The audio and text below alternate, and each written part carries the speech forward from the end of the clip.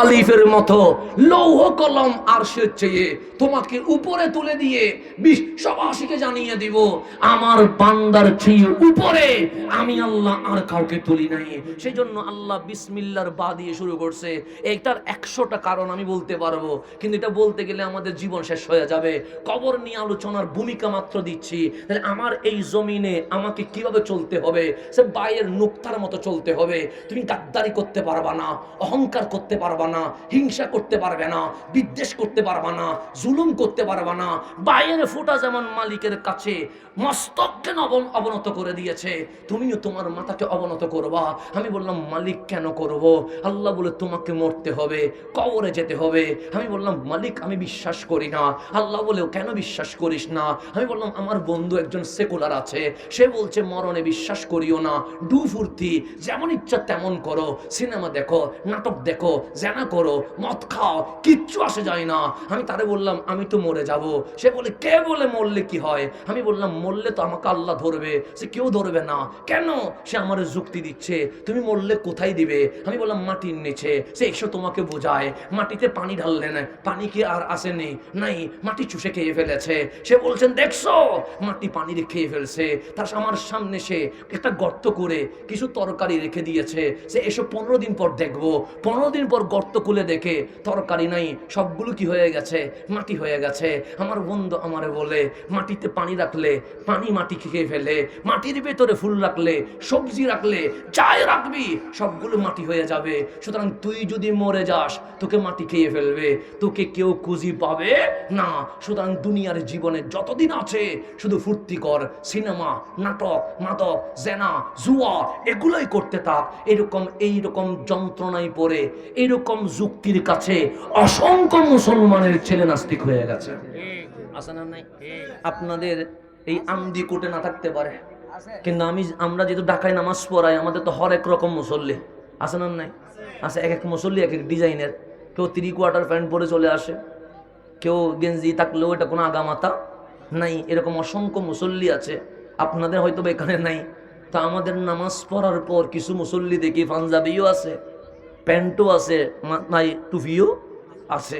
তো মাঝে মাঝে আমাদের দীর্ঘ লাইন হয়, মুসল্লিদের সাথে কথা বলতে হয়। তো তিনি এক পাশে দাঁড়িয়ে থাকেন, নামাজ শেষ হইলে বলে একলা কথা আছে। তো এক কোনায় নিয়ে যায়, কি কথা? আমি মুসলিম না, মাথায় টুপিও আছে, পাঞ্জাবিও আছে, আমার পিছনে কিও পড়ছে, জুমার নামাজও পড়ছে, কিন্তু বলতেছে আমি মুসলিম না। আমি বলেন কি বলেন? আমার পিছনে নামাজ পড়লেন, আপনি মুসলিম না? বলছে না আমি সেকুলার। তো নামাজ পড়তে আসলেন?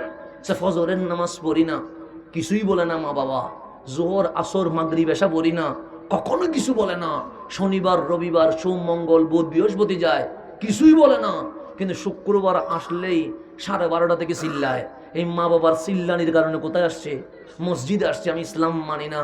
তো আপনাকে দেখে তো স্মার্ট মনে হয়, কথা তো যুক্তিসঙ্গত মনে হয়, আপনিও সেই পুরাতন ধর্ম মানেন, আধুনিক হন না। আমি কি হইতাম? ছেড়ে দেন, সেকুলার হয়ে যান। আমি বললাম কেন? আমি মরণে বিশ্বাস করি না। তো মরণ বিশ্বাস করেন না কেন? মরতে হবে না? সে হবে তো হইলে কে কারে পাবে? আমি বললাম কেন? সে মরলে কোথায় দিবে? সে মাটিতে দিবে।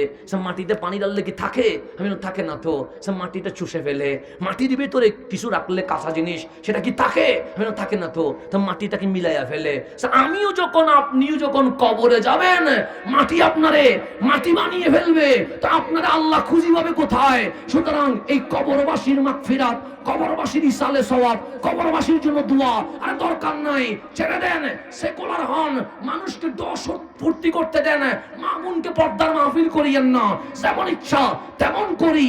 কেন? কবরের পরে আর কিছুই নাই। এই যুক্তির কারণে অসংখ্য ইউনিভার্সিটি, কলেজ, স্কুলের স্টুডেন্ট আজ নাস্তিক হয়ে বসে আছে। আপনিও জানেন না, আমিও জানি না, কিন্তু যুক্তি তো আসলেই সত্য।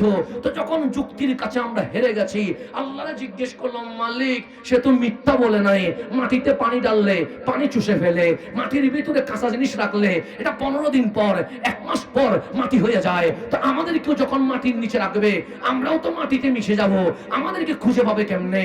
আল্লাহ বলে এই যুক্তি দিয়া অসংখ্য মুসলমানদের নাস্তিক বানাবে সেটা আমার জানা আছে। সেজন্য আমি যুক্তিতে বিশ্বাসী নই, আমি প্র্যাকটিক্যালি বিশ্বাসী। বান্দারে সূর্যের কি মা আছে? আমরা বলি মা নাই। চাঁদের কি বাপ আছে? আমরা বলি বাপ নাই। আসমান জমিনের কি মা বাবা আছে? আমি বললাম মা বাবা নাই। আল্লাহ বলে যেই আল্লাহ আসমান জমিন সূর্য চাঁদ গ্রহ উপগ্রহ মা বাবা ছাড়া বানাইতে পারে, তিনি কি তোমাকে মা বাবা ছাড়া বানাইতে পারে না? আমরা বললাম অবশ্যই পারে, কিন্তু বানাইছে? আমি বললাম বানাই নাই। আল্লাহ বলে কেন? আমি বললাম মালিক জানি না। আল্লাহ বলে সেই জন্যই তো বলেছিলাম আফালা তাকিলুন, কেন তোমরা গবেষণা করছো না? কেন তোমরা স্টাডি করছো না? কেন তোমরা জ্ঞান বিজ্ঞানকে বিজয় করছো না? মালিক কেমনে কি? আল্লাহ বলে ছিলে কোথায়? আমরা বললাম আলমে আরওয়াতে। আমি কি ইন্নাল্লাহ আলা কুল্লি শাইইন কাদির নয়? আমরা বললাম হ্যাঁ। আমি যখন কিছু বানাইতে চাই তখন কি বলি? আমরা বললাম মালিক তুমি কোন বলো, হয়ে যা ফায়াকুন, অটোমেটিক হয়ে যায়। কিন্তু তোকে কি আমি কোন ফায়াকুন দিয়ে বানাইছি? আমরা বললাম না মালিক, কিভাবে বানাইছি? আমি বললাম মালিক আমি আলমে আরওয়াতে ছিলাম, আমার বাবার সাথে মায়ের বিয়ে হয়েছে, সংসার হয়েছে, মোহাব্বত হয়েছে। আল্লাহ বলে বান্দারে সমস্ত কিছু বানাইছি হুকুম দিয়া, কোন হয়ে যা ফায়াকুন, হয়ে গেছে। কিন্তু তোকে আমি হুকুম দিয়ে বানাই নাই। কেমনে বানাইছি? আল্লাহ বলে কোরআন কল। আমরা কোরআন করলাম। আমার মালিক হচ্ছে হুয়াল্লাযী ইউসাফফিরুকুম ফিল আরহামি কাইফা ইয়াশা। আমি আল্লাহ তোকে মায়ের পেটে এনে 1 ঘন্টা নয়, 1 দিন নয়, 1 সপ্তাহ নয়, 10 মাস সময় নিয়া আমি আল্লাহ আমার কুদরতি হাত দিয়া চুল থেকে নখ পর্যন্ত সাজিয়ে দিয়ে দিয়েছে।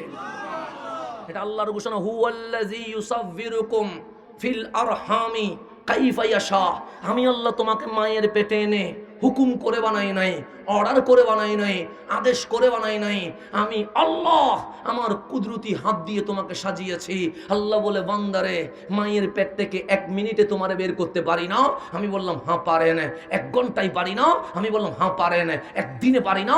আমি বললাম হ্যাঁ পারেন। তা আল্লাহ বলে কয়দিন সময় নিছি? আচ্ছা আসলে আচ্ছা না, আমার বাড়িতে চলে আসতাম না, কি বলতেছেন? মাশাআল্লাহ, সবাই বলে মারহাবা।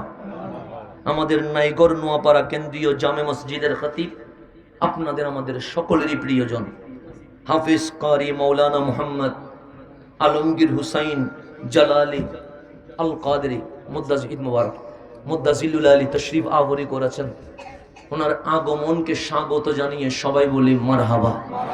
আমি ওনার জন্য অপেক্ষা করছিলাম যে উনি আসলে আমি বিদায় নিব, কারণ আসতে 5 ঘন্টার উপরে লাগছে, যাইতেও তো 5 ঘন্টা লাগবে। তো মোটামুটি আপনাদের ব্রাহ্মণবাড়িয়ার সাথে মিলে গেছে না? কুমিল্লাটাও কম বড় না, আলহামদুলিল্লাহ। যত বড় কুমিল্লাটা শেষ হয় না কোনো মতে।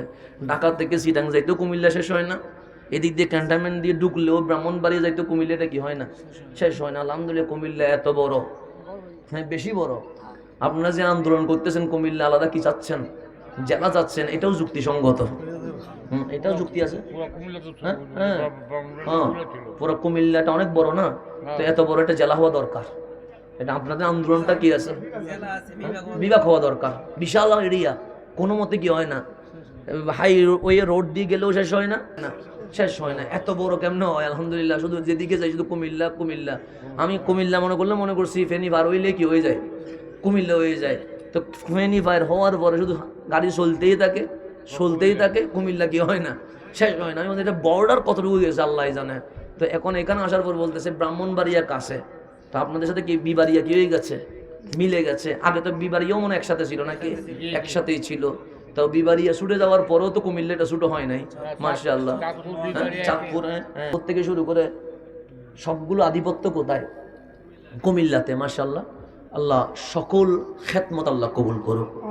এবং আপনাদের ভাগ্য বলো যে নাসিরউদ্দিন সিপাহসালাহ রহমতুল্লাহি আলাইহি এই বাংলার জমিনে সর্বপ্রথম নবী বংশের ফুল যিনি এই জমিনে কদম রাখছেন উনি হচ্ছেন নাসিরউদ্দিন সিপাহসালাহ। আর ওনার আওলাদ আপনাদের এই গ্রামে এসে গেছেন। নবীর বংশের জন্য যাওয়া দরকার। আমাদের ভাগ্য ভালো যে ওনারা নিজেই চলে আসছেন, কথা ঠিক না? রহমতুল্লিল আলমিনের আওলাদ বিদায়, ভিতরে কি আছে, রহমত আছে। তো বলছেন আন্দিকুটের মানুষ কষ্ট করে কোথায় খুঁজি পাবে, আমি নিজে চলে যাই তাদেরকে হেদায়ত দেওয়ার জন্য। আপনাদের ভাগ্য ভালো যে একজন আওলাদের রাসূলকে পেয়েছেন। রব্বুল আলামিন ওনার ছায়া আমাদেরকে কিয়ামত পর্যন্ত যেন ওনার ফয়জাতের চাদরের মধ্যে রেখে দেন। তো আমি যেখানে আসছি সেখানে যেহেতু আমাদের ভাই চলে আসছে, বাস বেশি রাত করারও সুযোগ নাই, আপনাদের তাবারুকাও বিশাল আয়োজন হয়ে যাচ্ছে, সেদিকেও বিবেচনা করা দরকার। সকল কিছুকে সামনে রেখে আমাকে বিসর্জিত কবর, তো এখন আসেন আল্লাহ আমাদেরকে মায়ের পেটে আনছে কি আনে